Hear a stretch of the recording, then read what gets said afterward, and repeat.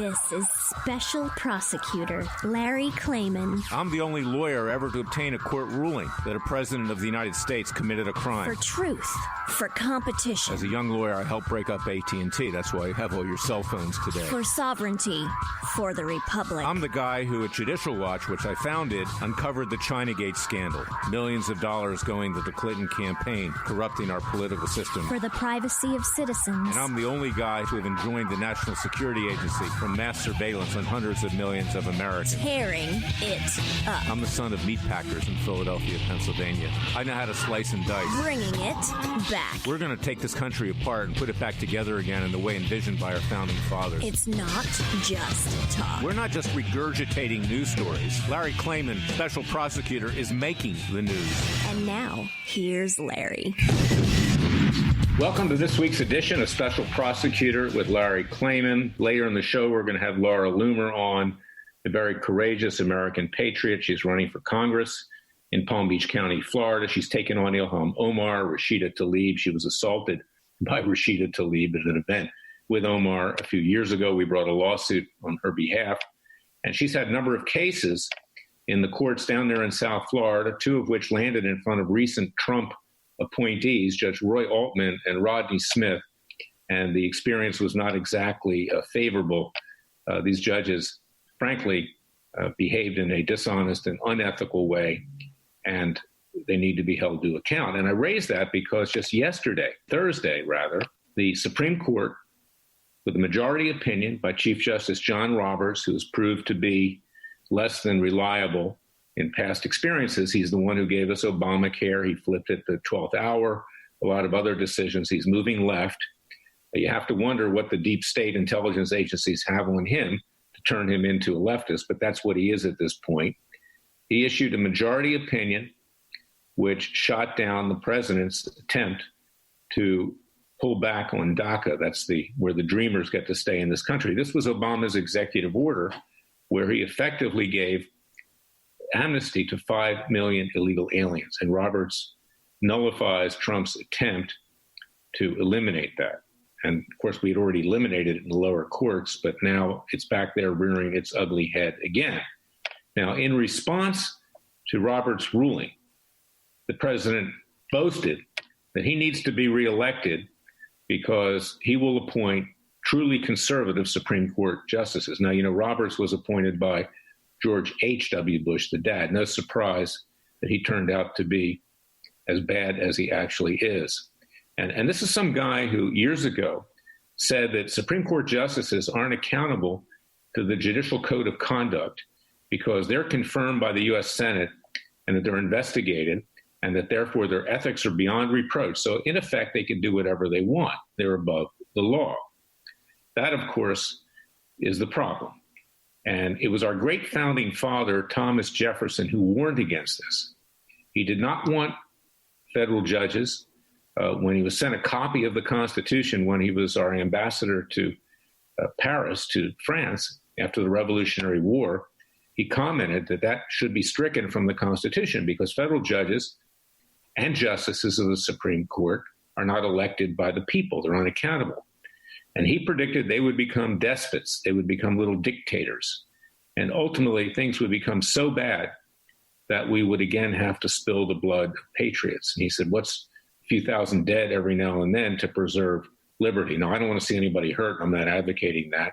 I'm just saying what Jefferson said. And here was our greatest founding father and third American president. He saw the problem. He also saw the fact that these judges would claim to have lifetime tenure.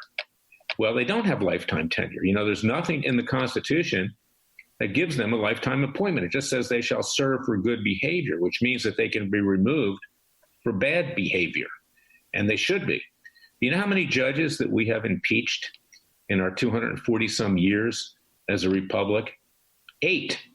Only 8. You know how many thousands have been appointed? So this tells you that there's no accountability. Congress will not take them on, will not hold them accountable.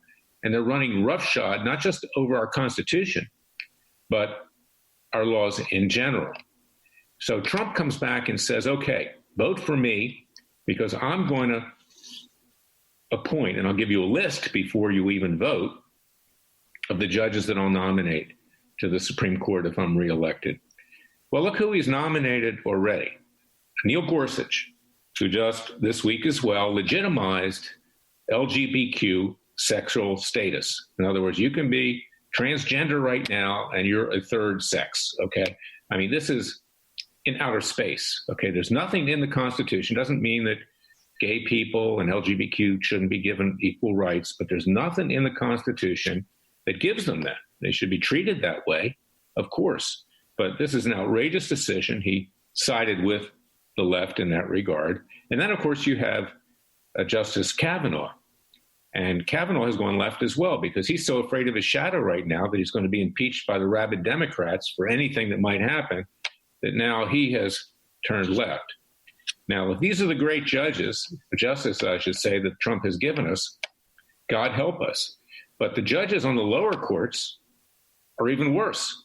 And I've come upon at least 7 of them, not just Roy Altman, not just Rodney Smith, and Laura Loomer is going to talk about that, but Judge Karen Gren Scholler in the Northern District of Texas, who dismissed a case, if you can believe this, by the father of a fallen police officer, Patrick Zamarripa, who was killed by a disciple of Louis Farrakhan, a wrongful death case.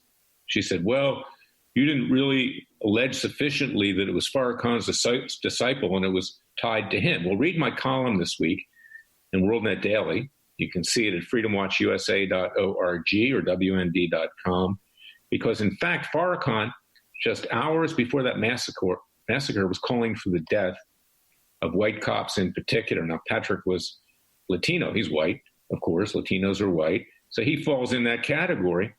And this is something that Farrakhan needs to be held accountable for because he was calling for their death. And so was Sharpton, so was Black Lives Matter, so was the new Black Panthers Party. They were all sued.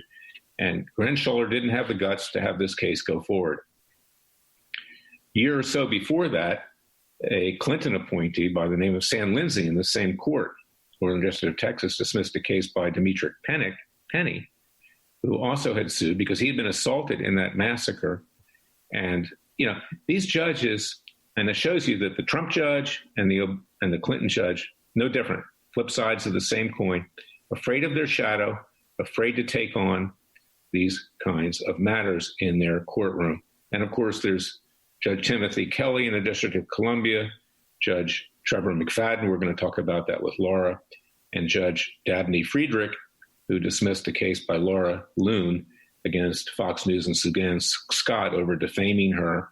She was the primary victim of Roger Ailes. They don't want anything controversial in their courtroom. They particularly don't want anything controversial by someone like Laura Loomer or Laurie Loon or others, because they want to be part of this club. And they got there, these judges, by basically sucking up to the powers to be with large campaign contributions given by special interests, either large law firms or labor unions or corporations. We do not get the best and the brightest on the federal bench. Now, in state court, you know, the judges are accountable. State court judges are much better. In fact, the judges in Florida in state court are pretty good. I've been in front of a lot of them lately, and they're fair people. They listen to you. They have respect for the lawyers in front of them. They don't think they're God. And they let you go to discovery. And if you can prove your case beyond that, at summary judgment, you can go to trial. But the federal judges are, by and large, very, very much politicized, and they're very much compromised. And this is exactly what Jefferson predicted. So President Trump, you know, if you lay out a list of people who you think should be on the Supreme Court, do not go to the Federalist Society, which is a lukewarm so-called conservative lobbying group in the hip pocket of the Republican establishment, and do not go to others like Don McGahn, your former White House counsel, also establishment, because they want their people on the bench. These lawyers appear in front of these judges. In fact, if you look at the former firm of Robert Mueller, I think he's actually back there again, probably doing nothing, and he's being probably paid a lot. And Jeannie Rhee, she was from there as well. This large law firm has gotten both Democrat and Republican judges from its law firm on the bench. And this is the problem, because they want their people on there, because this is how they sell it to their clients. We own the federal bench in Washington, D.C., in effect. So I want to raise that with people, because you don't really understand that the president sometimes is well-intentioned. In fact, most times he's well-intentioned, but he's poorly served. And he needs to pay attention, better attention to what's going on, because the judges that he's put on the bench, by and large, are absolutely terrible, and they are afraid of their shadow. I call them Puxatani Phil, and his attorney general, who's Puxatani Bill Barr, is afraid of his shadow as well and refuses to hold anyone accountable, whether it's James Comey or Andrew McCabe or the Lovebirds, Strzok and Page, or the Obamas or the Clintons. In fact, he's exonerated both Biden and Obama from any wrongdoing before there's even a thorough investigation of what we now know about Fusion GPS and the Steele dossier, the Ukrainian bribery scandal. This is the Washington establishment is corrupt to the core. And what's the consequence of this? The consequence is that whether you're leftist or whether you're rightist or in between, no one believes a word the government says or does anymore. And that's why you see people in the streets, because there's no confidence that we have a government. This country is living on borrowed time. We built up a lot of wealth, but that wealth is being dissipated thanks to the communist Chinese. And by the way, I have a new client, Judy Mikovits. You can check her out, who worked with Fauci. Did you know that we actually sent the coronavirus over to the Wuhan lab in China to do research, because to do it here would have been illegal? And then Obama appropriated $3.7 million to the Chinese to do it, and they turned it into a bioweapon and released it either accidentally or by design, which has now destroyed this country and the entire world economically and harmed a lot of people health-wise. This is our government, the same government who gave anthrax, and that was Bush the dad with Rumsfeld and Cheney, to Saddam Hussein, which got out after 9/11, which killed a number of Americans, including some of my clients at the main post office in Washington, D.C., African Americans. This is our government. I'll be right back with the second segment with more horror stories from our government.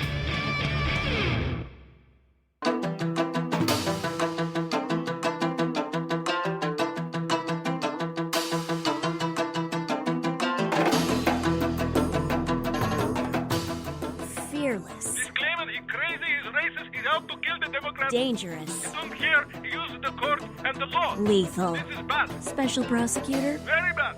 Larry Klayman. If you'd like to support Freedom Watch and this radio show, go to freedomwatchusa.org.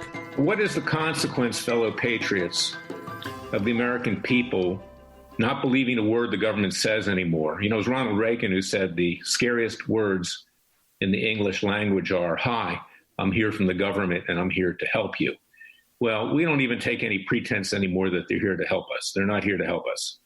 Okay, they're here to help themselves. More cash stuffed into their pockets, more power, more reelection, walking around Capitol Hill with $5,000, Cavalli suits and gold cufflinks and everything else. I mean, these people make a modest salary. You have to wonder where all this money is coming from. Let them parade around like peacocks.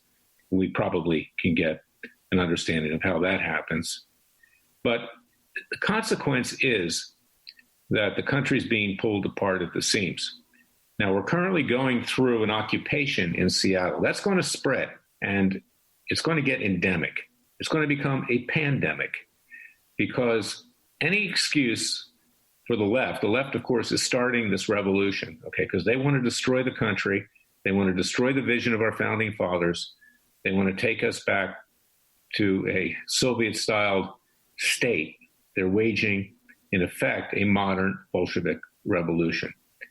And it's not just the coronavirus that got people stirred up, but they were laying in wait. They were waiting for something to happen, as happened with George Floyd in Minneapolis, has happened with the individual in Atlanta, I forget his name, that was recently killed by the Atlanta police officer. They were just laying in wait.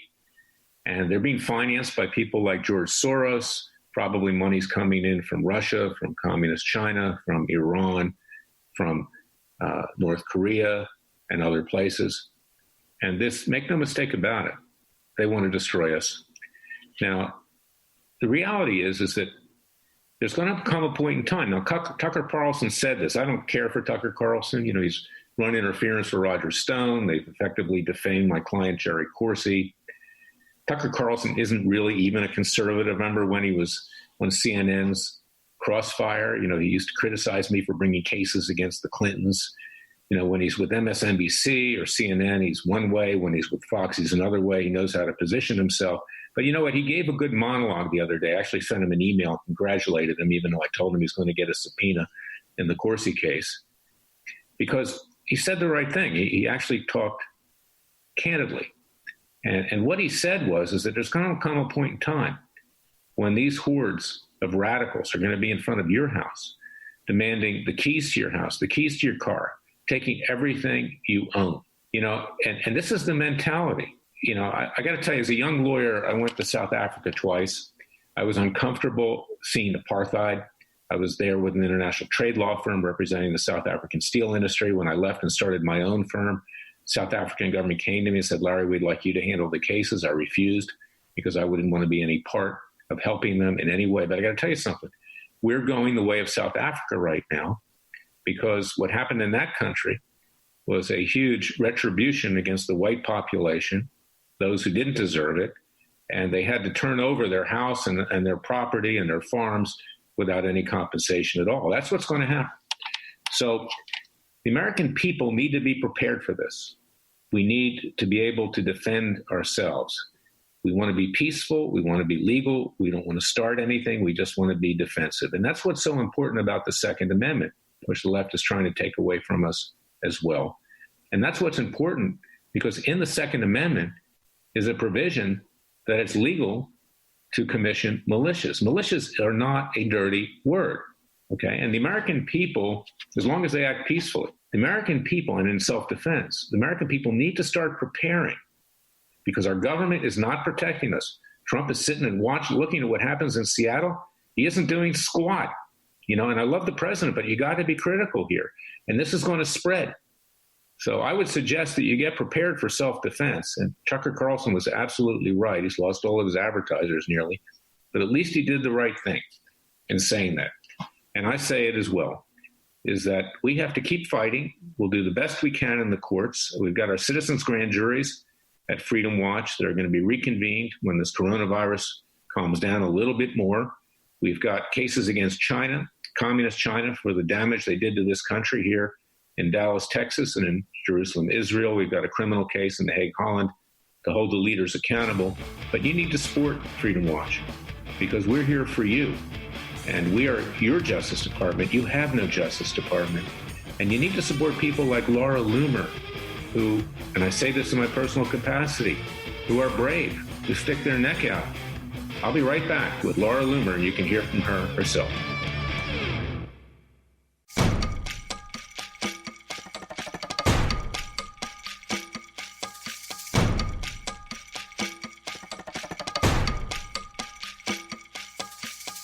And now, 4 words that make corrupt politicians make wee-wee in their little pants. Transparency and the rule of law will be the touchstones of this presidency. But we have to pass the bill so that you can find out what is in it. Special Prosecutor Larry Klayman. Be the one who makes our country great again. Go to freedomwatchusa.org and donate. I'm back with Laura Loomer, my client, a friend, an American patriot, someone who's very brave. She's running for Congress in Palm Beach County, Florida. She's the one who uncovered initially the immigration fraud of Ilhan Omar. Of course, other people took credit for it, like Judicial Watch, as usual, I might add. But she is truly courageous. And we filed lawsuits. I filed them on her behalf in Florida with regard to the New York Daily News and Facebook. And there's some others that are pending as well, because she's been defamed. She's been destroyed. They call her every name under the sun. She's a female Jewish activist, and she has taken on radical Muslims and radical Islam, and the left just can't stand that. But I want to put something in context right now, because we know that on last Thursday, the so-called Supreme Court, I would call it the inferior court in many ways, thanks to Chief Justice John Roberts, who likes to play it both ways. He swings both ways, so to speak, actually and physically, and figuratively rather. He made a ruling that shot down President Trump's attempt to end DACA. And of course, years ago, representing Sheriff Joe Arpaio, along with 25 states' attorney generals, we got rulings from the Southern District of Texas and the Fifth Circuit that went all the way to the Supreme Court at that time. They were preliminary injunctions enjoining Obama's amnesty for 5 million illegal aliens, including the Dreamers.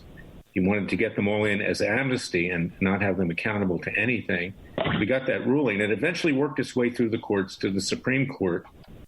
And of course, yesterday, Roberts wrote the majority opinion, killing that decision and allowing all these illegal aliens to remain in the country. And in response to that, President Trump came out with a statement saying, well, you got to vote for me because I appoint really great judges. And I'm going to put forth a list of my Supreme Court nominees for real conservative justices before the election. Well, there's a problem with that. And the problem is that the president, however well-intentioned, has been taking the advice of establishment Republican hacks in Washington, D.C., like the Federalist Society and other special interests. And the judges that he has appointed to the bench are nearly as bad as the Obama and Clinton judges. They have no courage. They run from the exits. And in fact, Laura, unfortunately, got a couple of them down there in South Florida, Judge Roy Altman and Judge Rodney Smith. Altman dismissed the case before the other side even had a chance to respond. The New York Daily News claiming that because New York Daily News is an LLC and some of its owners may be from Florida, that there may be no diversity. But he never gave actually a chance to find out one way or the other. He just got rid of the case because Laura, like me, is a hot potato in his courtroom because we actually do things. And then Rodney Smith wound up transferring the Facebook case after sitting on it for a year to the Northern District of California. Of course, that's the home of Facebook, ultra-leftist San Francisco court. And I've had many other experiences with judges that I talked to in the first segment of this radio show, the Trump judges. Frankly, I haven't found one yet who's any good. Maybe there's one down in Alabama that we had recently with regard to Judge Roy Moore. I'm holding out hope. But of the 7 that I've had, they're absolutely terrible, and they are scared of their shadow. They're like Puxatawny Phil, the groundhog from Pennsylvania that runs back in its hole nearly every February 2nd. So anyway, I want to bring Laura on to talk about, what's happened to her, how they defame her, how they vilify her, how she's been knocked off of Facebook and the other social media. And of course, there's our case in Washington, D.C., and that was a Trump appointee too, Trevor McFadden, where we brought a class action against Google, YouTube, Facebook, Apple, Twitter, Instagram, the whole lot of them, for restraint of trade and discriminating against conservatives like Laura and, of course, like yours truly and Freedom Watch. And as Trevor McFadden said, he didn't think it was plausible and he dismissed it. At the same time that the Antitrust Division, my alma mater at the Justice Department, is investigating antitrust violations. At the same time, everybody else is talking about it as well. The matter is now up on appeal. We're down, but we're not out. But this is what we're up against. So when President says and starts bragging, I'm going to put forward a list of really conservative Supreme Court justices, look out, because that list is going to be establishment Republican hacks that are afraid of their shadow, that will not stand up for the American people. And without judges who will come to our defense, we are left defenseless against the tyranny of the other 2 branches of government and against groups like Antifa. Laura, tell us about what's been happening to you. Tell us about your congressional campaign.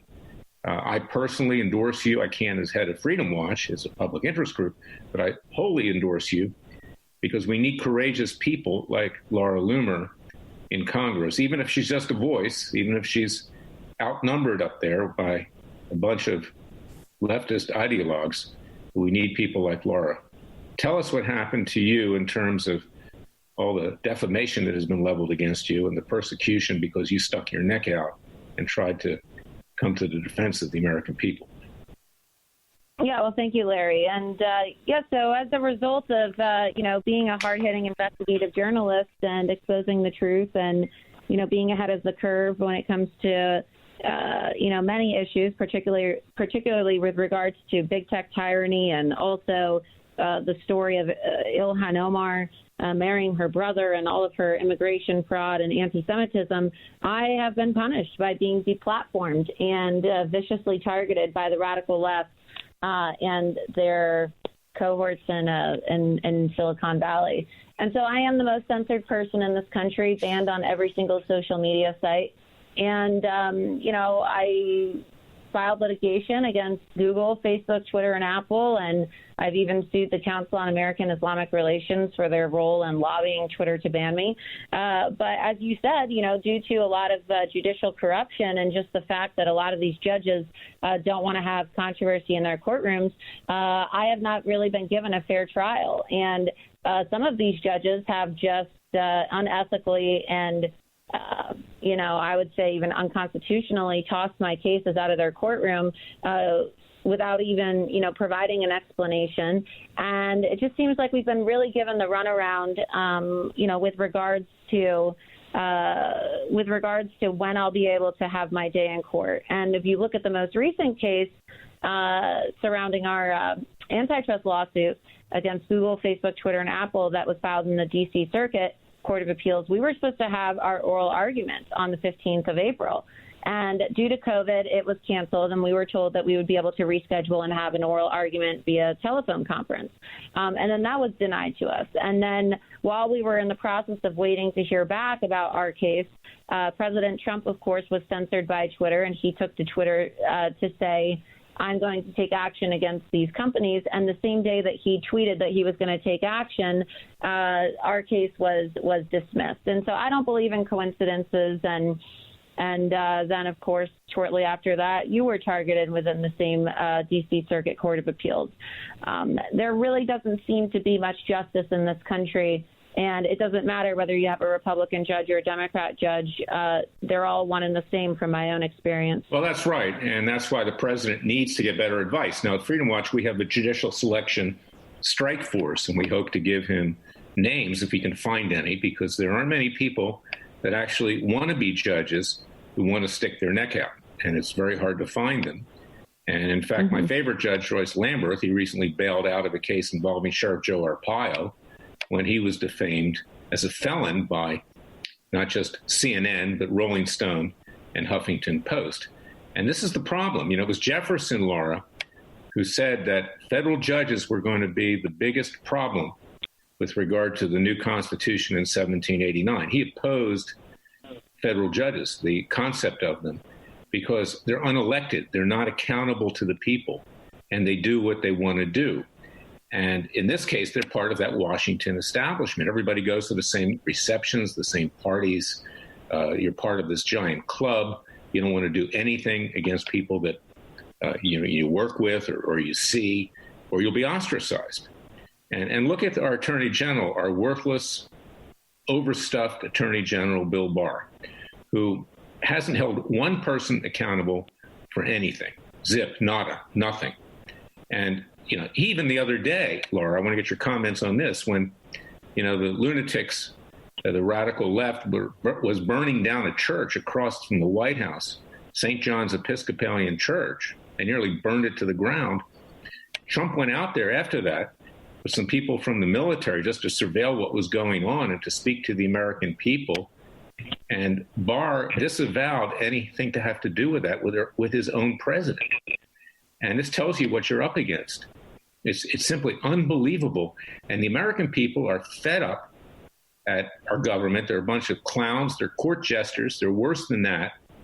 They're a bunch of crooks that are stuffing money into their pocket, acquiring power. And I'm talking about both Democrats and Republicans, as this country literally burns.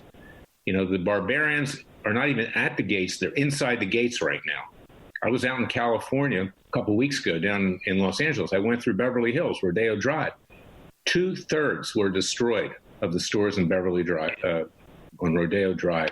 And that's just one area in this United States. Seattle continues to be occupied by the ultra-left, by Antifa, and by others. And the president's not stepping in. He's not doing anything about it. It's going to cost him in the election unless he gets real here and exercises his authority, which he's entitled to do. So I love the president. I know you do too. But this is tough love. He's got to snap out of it. And the judges that he appoints are the absolute worst. I mean, it's just unreal. I'm not too satisfied with a lot of the judges, of course, and we've been experiencing it in our own situation. And now, just as I predicted, this issue of big tech social media censorship and big tech tyranny has really become the most important campaign issue. They're censoring the president of the United States. And, I just want to know why our elected officials waited until a presidential election year to address this issue. We've had the evidence for the last several years, and these people could have been prosecuted in big tech, and we could have had some real hearings and actually done something about it, but nothing was done. Well, that's right. And you hear people, bloviating, as O'Reilly used to say, just shooting off their mouth. If you listen to Ted Cruz, 90% of what he says I agree with. You know what? But he doesn't do anything, Laura. Neither does Lindsey Graham. Neither does anybody else up there. They don't do anything about it. It's just talk. And, it's time that action is taken. Now, you're not going to have any legislation coming out of Congress to correct the situation. I don't care what the Republicans are telling you. It's going to take a Justice Department under the Attorney General to bring antitrust cases, to break up Google, YouTube, and the rest, to create competition and to restrain them from competing unfairly and restraining trade and attempting to monopolize by excluding conservative, libertarian, and people of faith voices. This is very important because you see how the people in this country have been brainwashed. I mean, look, these people in the streets, in many ways, they've been indoctrinated almost from birth into this leftist garbage, okay? We're turning into a socialist, communist state. And you can see that. We're in effect in a Bolshevik revolution right now, a modern-day Bolshevik revolution. And I'm frightened that forces on the extreme right, and I wouldn't even call them the right, the Klan, people posing as militias, which they're not. Militias are perfectly proper. They're legal under the Second Amendment. But people, try to hide themselves as that unfairly and tar militias. And others are going to be out there taking matters into their own hands. And we're going to have a full-fledged bloody revolution. I'm trying to prevent that. But that's, in fact, what's going to happen unless the president takes control right now. And he has the authority to order the police to do it, peacefully and legally. And he should be doing that. I know in Florida, things are getting pretty tense, too. What's it like down there? Well, I'd say we already have an insurrection in this country, and clearly, we have riots all across the nation, and even here in the district where I'm running for Congress. You've had violent Antifa rioters and BLM setting. Laura, we're out of time. I want to thank you for coming on. Where can people reach you with your campaign? LauraLoomerForCongress.com, and that's where you can sign up and receive emails and updates and even make a donation. Thank you, Laura. God bless what you do for this country.